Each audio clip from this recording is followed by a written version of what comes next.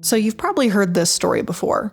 Some woman drives up to McDonald's in the 1990s and orders a hot coffee. She drives off with it and a few minutes later spills some of it on herself. Furious, she decides to sue the restaurant chain and ends up winning millions of dollars. And that's why, to this day, your coffee has to say "warning hot" on the cup so that McDonald's and other establishments can protect themselves from lawsuit-happy Karens. Does that sound familiar? This is the story that McDonald's has perpetuated for years since that fateful day back in 1992. The problem is, that's not actually what happened at all, like, not even close. Stella Liebeck, 79 years old at the time, did spill hot coffee on herself, but it wasn't minor. The coffee was so scalding hot that she ended up with third-degree burns on her groin, inner thighs, and buttocks. The medical bills alone were at least $10,000. But Liebeck didn't even sue. She asked McDonald's to just foot the medical bill, seeing that they'd been warned time and time again that their coffee was genuinely too hot.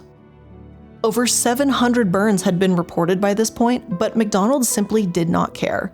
They could offer more than, just her medical bills, but they were actually the ones who refused to settle, and they were actually the ones that the judge reamed for this callous attitude. Yet it's Liebeck that for so many years, people have seen as the villain. Why? Well, in part, you can blame McDonald's legal team for painting her as lawsuit happy, but the media themselves ran wild with this one too. In Albuquerque, New Mexico, an elderly woman was severely burned when she spilled a cup of McDonald's coffee in her lap. An 81-year-old woman has been awarded $2.9 million after she sued McDonald's, claiming their coffee was too hot. Stella Liebeck spilled just 8 ounces of coffee, but she attracted a flood of attention. The jury's awards set off a media frenzy and became a rallying cry for those who believed our legal system had run amok. I think it's absurd. But as her story cycled through newspaper headlines, talk show storylines, and late-night punchlines, one thing was lost: the facts. You'd actually think they were probably trying to kiss Ronald McDonald's giant clown-ass shoes with these headlines like this.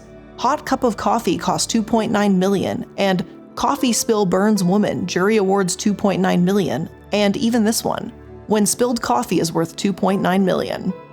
All of these headlines were run, among plenty others, and the story of a litigious Karen was formed from there.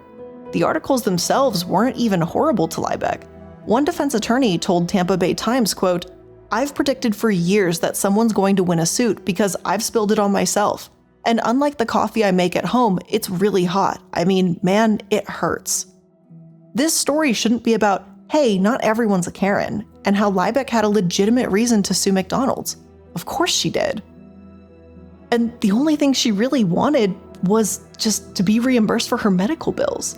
But the reality is, who would actually want to go through the absolute hell of suing a massive corporation for years on end? What lawyer would actually take that kind of case? Instead, what amazes me about this story is how McDonald's treated her when they burned her. They are the ones who seriously injured her. She was the victim here, and they treated her like trash.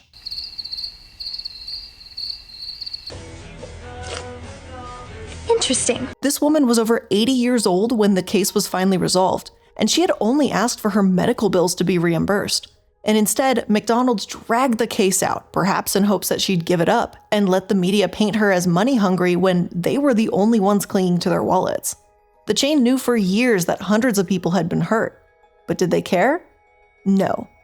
And did they change? Also no. Just earlier this year, a young girl named Olivia and her family sued McDonald's yet again because she received a second-degree burn all because of a chicken nugget from a Happy Meal that fell on her leg. Could you imagine your chicken nuggets being that hot? And do you know what McDonald's had to say about it? Here's a quote. "This was an unfortunate event, but we respectfully disagree with the verdict. Our customers should continue to rely on McDonald's to follow policies and procedures for serving chicken nuggets safely." And I'm sorry, but if you can't hand your kid a Happy Meal in the backseat of the car and not be worried about them getting second-degree burns, then I don't think customers should rely on McDonald's to be safe. In my opinion, McDonald's simply does not care enough to change their ways. And why should they when they make an obscene amount of money every single day? Today on The Corporate Casket, we're going to go through the highlight reel of McDonald's, the very worst of the worst of this chain. But be warned, McDonald's fans, by the end of it, you may not be loving it anymore.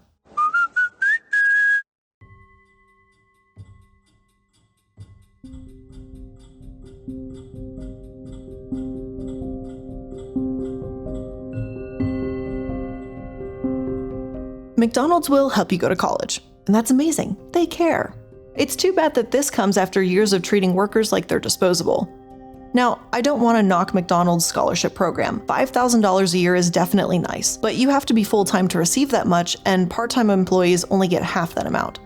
I did the math, and for full-time employees, it's effectively a $2.70 per hour raise. Again, not terrible, but if someone's taking classes and working full-time, it's not necessarily the best first job that McDonald's makes it out to be. It is with great pleasure that we offer our congratulations on your acceptance. Through the Tuition Assistance Program, every day, McDonald's helps more people go to college. It's part of our commitment to being America's best first job. Yeah, college students might get a raise, but for years, anyone working there hoping to make a living was left to the curb. They spent millions on lobbying against the Raise the Wage Act, up until 2019 when they announced they'd stop fighting in the minimum wage debate. As one of the largest employers in America, I think this entire debate speaks volumes. Sure, some people might argue that McDonald's is supposed to be a low-entry job, but I think that minimum wage, wherever you may be in life, should be a livable one for full-time employees. McDonald's knows that they set an example for the fast food industry, and if they don't, then they're just plain stupid. By spending millions upon millions on lobbying against their own workforce's interests, they've shown that it's perfectly acceptable to put their own excessive profits over employee well-being. And again, some of you may say that the minimum wage increase didn't really work at McDonald's because they started replacing employees with machines. They've got touchscreens installed so you can input orders without interacting with anyone, but studies have shown that there wasn't a relationship between this technology and wage increases. Touchscreen technology and self-serve checkout lanes, all of that is becoming more popular and more common regardless of the status of the minimum wage. However, as entirely automated branches have come to fruition and employees are continually cut out of the process, it's not hard to wonder if McDonald's simply abandoned their stance in the fight for 15 so that they could use that lobbying money to buy more automated branches. But this is purely one of the well-known fights, just one of the debates that McDonald's has found itself in over the years. The way they treat the workers themselves and not just their wallets is another very serious issue. I think it's really unfortunate that McDonald's is considered a benchmark for the fast food industry because they don't exactly treat people well. If anything, they've become notorious for doing the opposite. Take this story, for example. One former security chief, Michael Peaster, dared to speak out against CEO Chris Kempczinski. Chris had apparently been chatting with Chicago Mayor Lightfoot about recent violence, writing, quote, "P.S. Tragic shootings last week, both at our restaurant yesterday and with Adam Toledo. With both, the parents failed those kids, which I know is something you can't say, even harder to fix." I think that's a pretty heartless, garbage comment to make about gun violence victims. I do give credit to Michael for speaking out against him, explaining in a town hall meeting that it's not okay to brush aside violence issues in Chicago to make it appear that these kids just had bad parents. Michael's words were followed by applause in the meeting, but the McDonald's CEO was less thrilled, and he was fired. I'm not sure if race had anything to do with this. Michael is a black man and he did file a discrimination suit, but if it wasn't about race, then this certainly shows that the CEO can't take a word of criticism against him. Of course, discrimination had everything to do with this next case. A couple years ago, more than 50 black former franchisees sued McDonald's, claiming that they were denied the same opportunities as white operators. The complaint said that black franchisees were steered towards lower-income neighborhoods with higher insurance costs and fewer sales, and the franchisees' income was about a third less than the national average, proving this point. But why could this be? One simple word used in real estate: location. You're not in the burger business. You're in the real estate business. This is from the movie The Founder, in which salesman Ray Kroc turned McDonald's into a fast food empire. He goes on to explain it's not the food that makes the money, but buying and leasing land to countless franchisees. That's where the real money lies. And in this case, that mindset can hurt said franchisees when the location is poor. After all, every chain is selling the same burger, the same recipe. So why drive out of your way for the same thing? It just simply doesn't happen. Even when owners do work hard and do prove themselves, McDonald's can block them from buying restaurants in the suburbs or deem them ineligible for growth, otherwise known as just buying out the franchises. As Bloomberg put it, these practices are their own kind of redlining. But despite the evidence that black-owned franchisees continue to do worse purely based on location, McDonald's diminished the data. They said it wasn't as bad as the claims, they said discrimination has no place at McDonald's, and they dismissed the frustration of those around them. Bloomberg does give the chain some credit for taking these allegations more seriously in recent years, but I just find it hard to do when McDonald's won't acknowledge their past. Discrimination has no place there? That must just be a terrible joke. And are we forgetting that their CEO said parents failed their young child victims of multiple shootings in Chicago? Or what about the time the former CEO before him, Steve Easterbrook, and former President Charles Strong said some really questionable and weird shit too? Under their leadership, the chain became allegedly, quote, overly hostile to African Americans in both words and deeds. How hostile were they, you might ask? Well, let me tell you. In 2015, 10 former employees sued because of the mistreatment from supervisors who fired them because the stores had, quote, too many black people. These same supervisors also threw racial and sexual slurs at their workers, then claimed they only fired the workers because they didn't fit the profile of a good employee.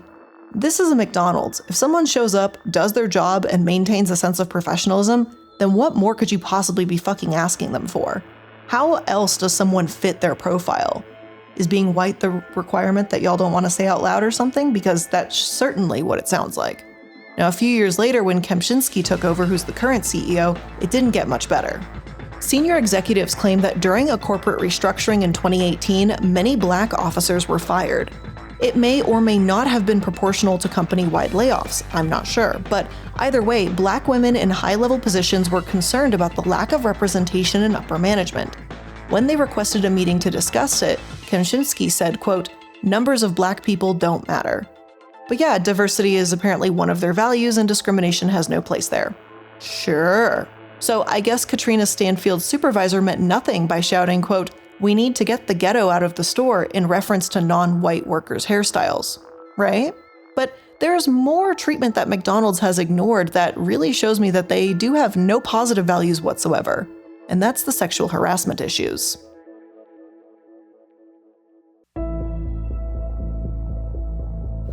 Please note that this next portion will discuss sexual harassment and assault.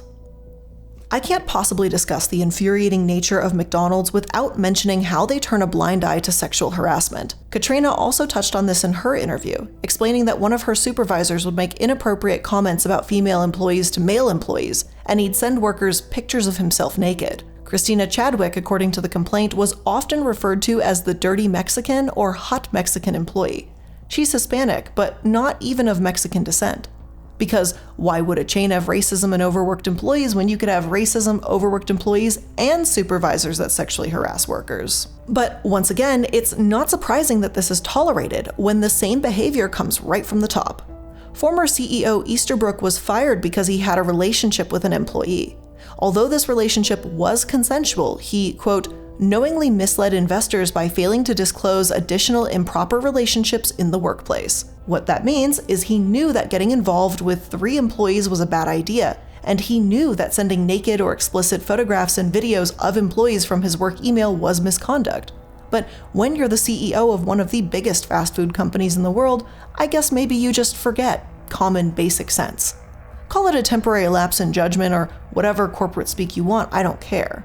While I'm relieved that the relationships were at least consensual, it is still gross to see higher-ups treat McDonald's like a frat house. For many employees, though, the relationships between them and fellow employees was not consensual. A senior attorney with the ACLU stated that food service is generally one of the worst industries in terms of sexual harassment, a fact that I honestly didn't realize, and that McDonald's apparently is not keen on changing that. They could be a great leader for the rest of the industry and crack down on this, show how serious it is, but instead, it seems like they're all words and no action. They've said that sexual harassment is an affront to everything they stand for and they're taking allegations seriously, yet these trends have continued for years. Women have been groped, managers have witnessed colleagues do this and have said nothing, or if they do speak, they've told employees to stop being dramatic. One general manager allegedly laughed after an employee said that the cook was using the tongs to try and grab her breasts, because that's so funny. But rest assured, they say they're taking this very seriously. I guess that's why they've faced similar allegations this year in the UK, right? In July 2023, over 100 current and recent UK staff said that sexual harassment and mistreatment were seen as extremely common at their locations. One staff member said that a colleague was particularly aggressive and, quote, At one point threatened a group of girls working in the store, including me, with slitting our throats. Management were aware of the threats, but because he was good at his job and one of the lads, they let it slide and nothing was ever done about it. And yep, that sounds like someone I'd totally want to protect, one that threatens to kill somebody. Like, seriously, McDonald's? That was what did you just say like a couple minutes ago about not accepting certain things in the workplace? Just didn't apply to the UK maybe? Is that how that works? Now, I understand that there's going to be a few bad managers out there. Yes, totally. But young staff members should feel confident in knowing that if this happens to them, they can take it to corporate and it will get sorted out. Instead, one of the largest employers in the private sector and a chain with one of the youngest workforces is willing to dismiss teenagers being groped in their stores. One 17-year-old said she'd been choked, and other younger workers added that older managers would often attempt to pressure them into sex. Quote, male staff in Wales apparently joked about betting on who could sleep with new female recruits first. A 19-year-old quit after a male colleague was filmed slapping her on the bottom, causing a bruise, but kept his job, the BBC reported. I simply just can't believe that McDonald's actually cares about their workers in the slightest. Easterbrook was let go with $40 million after that relationship with an employee, by the way. So what kind of example does that set for the rest of management? Oh, hey, if you sleep with a colleague, don't get caught. But if you do, you'll just get a mountain of cash and you can just go away. Like, what a great message to show the teenagers that work for them. Like, right? Like, yeah, you're totally going to be fine. We'll just pay them money and you'll just quit and nothing will be done. Now, of course, while McDonald's treats its employees terribly, and while it is important to note, there is still so much more to discuss about this fast food titan, like the food itself, or should I say, the slime. From the gas pump to the grocery store, your utility bills and favorite streaming services, inflation is just about everywhere. Like, seriously, please, make it stop. Thankfully, there's a company out there that's giving you a very much needed break, and it's Mint Mobile. As the first company to sell premium wireless service online only, Mint Mobile lets you order from home and save a ton. They have phone plans starting at just $15 a month. Now, I've been using Mint Mobile for over 2.5 years, going on 3 at this point, honestly. And it has been an absolutely amazing experience. And I mean, I can say that I've literally used them for years at this point. The service is always great. Customer service, if there's ever been a problem, is super easy and understanding. And it's super easy to manage my bill all on their little app on my phone. And it gives me little updates every month when the month has refreshed. So for people looking for extra savings this year, Mint Mobile offers premium wireless starting at just $15 a month. All plans come with unlimited talk and text and high-speed data delivered on the nation's largest 5G network. You can use your own phone with any Mint Mobile plan and keep your same phone number along with all your existing contacts. So to get your new wireless plan for just $15 a month and get the plan shipped to your door for free, make sure you go to mintmobile.com/casket. That's mintmobile.com/casket. Cut your wireless bill to $15 a month at mintmobile.com/casket. It's the calm before the holiday storm, but you can prepare your e-commerce business for the holiday rush now by using ShipStation. It doesn't matter if you're shipping from your house or a warehouse, ShipStation can help increase your profitability. And you can save time automating your shipping and returns in the ShipStation dashboard, whether that's on your computer or on your phone with their app. And you can get industry-leading carrier discounts while your holiday orders keep rolling in. And ShipStation is incredibly easy to use. You pop in your information for whatever platform you're using, whether you're selling on or like through Shopify, Etsy, Amazon, eBay, wherever you are, ShipStation can help you out. And once you get it set up, you can sync your orders in. So every time you get an order, it pops up in your ShipStation dashboard, and then you can automate how fast you're shipping, what carrier you're shipping with, and you'll know the prices of everything before you hit that buy button. It's a really quick setup, and if you use my code, you can get a free trial. And now is the time to try out ShipStation if you've been on the fence. You can get discounts up to 84% off of USPS and UPS rates. Over 130,000 other companies have grown their e-commerce businesses with ShipStation, and 98% of companies that stick with ShipStation for a year become customers for life. So set up your business this holiday season for success with ShipStation. Go to ShipStation.com and use code CASKET today and sign up for your free 60-day trial. Again, that's ShipStation.com, use code CASKET, and you'll get a free 60-day trial. This pink goop, a photograph that has snaked around the internet with the caption, "Can you guess what McDonald's food item this is?" It's said to be the entire chicken, eyes, guts, bones, ground up into something called mechanically separated poultry. For years, McDonald's has been trying to kill this photo. So I actually really love that this news anchor actually stabbed the photo on television. I think it's kind of funny. We need this kind of attitude back on TV. I would legitimately consider buying cable again if every news program was as ridiculous and unhinged as this one. But in all seriousness, the picture that I'm discussing circulated everywhere way back in the day, and McDonald's knows that it's effectively been a stain on their reputation ever since. As recently as last year, AP News addressed these rumors yet again, stating that McDonald's stopped using this byproduct in 2011. So if you've ate there in the past 12 years, you're safe, no slime for you.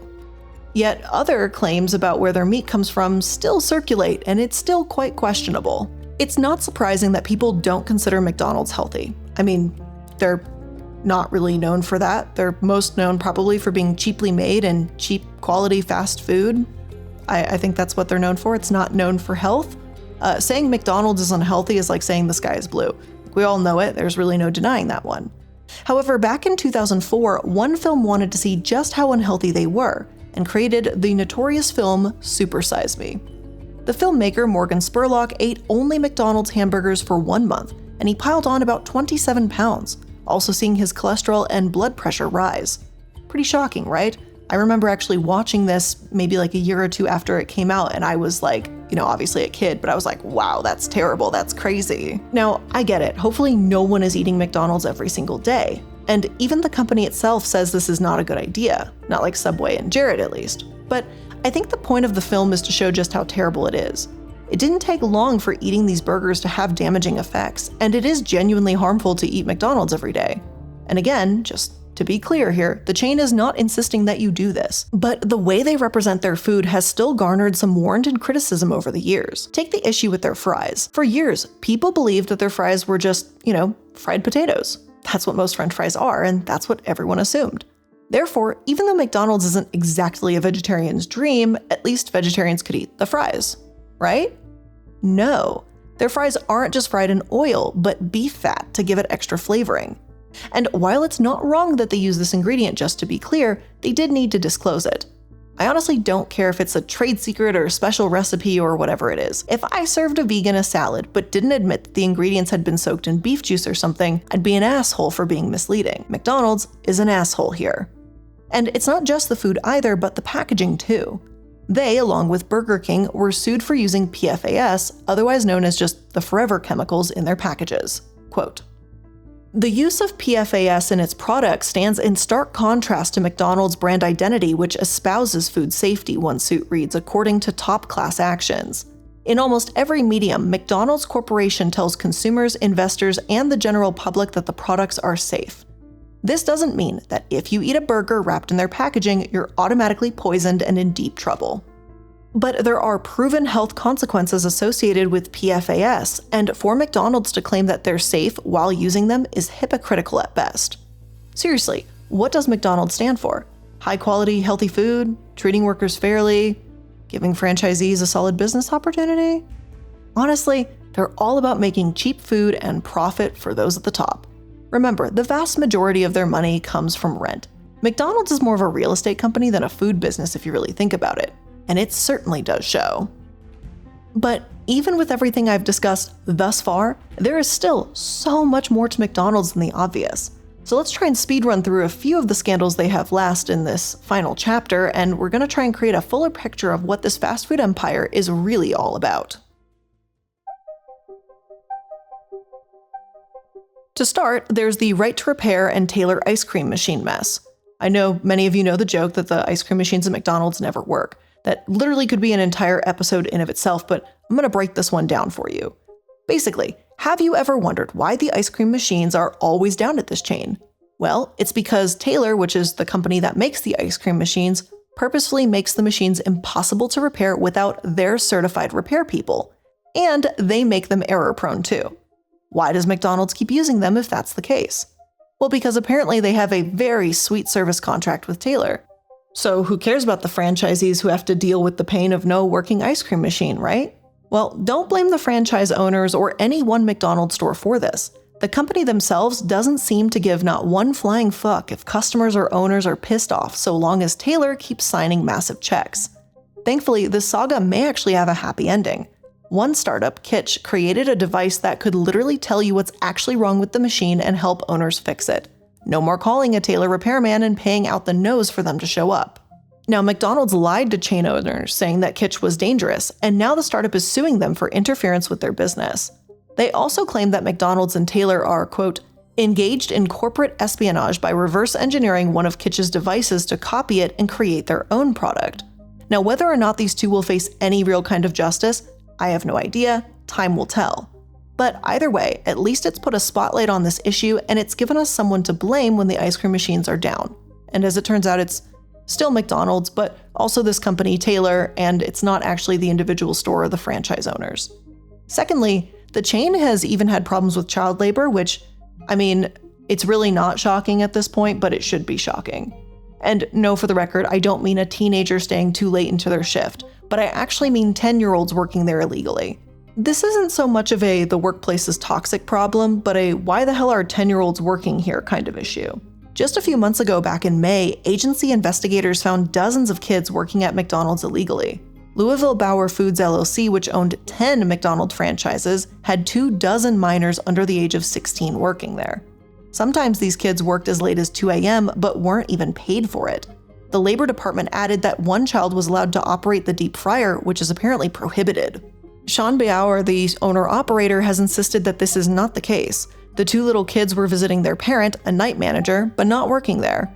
And I mean, hey, sometimes parents have no choice but to bring their kid to work. Maybe if they're bored, you say, okay, go clean up that ketchup stain for me or something. I could see something like that happening. But if you have your 10-year-old consistently working at the restaurant and hanging out late at night, then I think that's kind of on you. It's dangerous to have a 10-year-old around deep fryers, not knowing proper protocol for food safety and any of that. There's a reason workplaces might have a bring your kid to work day, not a bring your kid to work month. If this night manager truly wanted to visit with their children or needed to watch them for some time, then at least keep them out of the kitchen. Don't let them work in it. Plus, let's be honest, we might all know that McDonald's food is unsanitary, but no one wants a snot-nosed kid handling the orders either. But even if this owner could explain why there were a couple kids in his franchises, he fails to explain the other 22 kids and teens that were all allegedly working there. Again, this wasn't some small misunderstanding from what I understand here, but this was a consistent worrying issue. But for now, let's move on to the next one, the issue called topping, if you will. The Monopoly scam. This one is practically an entire saga in of itself. Jerome Jacobson, the key player in this one, was once the director of security for Simon Marketing, who made the game pieces used in the Monopoly promotional contests. In the Monopoly and Who Wants to Be a Millionaire games, customers could end up winning millions of dollars in prizes, and Jacobson himself had to look after these prizes, ensuring that employees didn't pocket them. However, while he didn't just steal prizes, he was able to rig the game, swapping out sealed packets of winning game pieces and replacing them with regular non-gaming pieces. Since he couldn't cash in on the prize without seeming suspicious, he had his friends and family pay him tens of thousands up front, and they'd get game pieces worth hundreds of thousands in return. At one point, Jacobson even anonymously mailed a $1 million game piece to the donations clerk at the St. Jude Children's Research Hospital. A generous donation? Absolutely. But a source close to him told CNN he only did it to potentially get a more lenient sentence if he was caught later. So, is this one technically McDonald's fault? I guess no. I'm not sure we can really say that McDonald's was fully to blame for this last piece, even if I do find just the story interesting and McDonald's related, but when it comes to worker exploitation, harassment, and general corporate scumbagginess, I think McDonald's holds a lot of accountability there. And it's accountability that they're not interested in taking. But with all of that being said, that's where we're going to end today's episode of The Corporate Casket. I hope you learned something new about the Golden Arches today, and if you did, make sure that you're liking, following, and subscribing to stay up to date with all the latest episodes. Thank you so much for tuning in. I really do appreciate it, and I'll see you in the next one. Bye!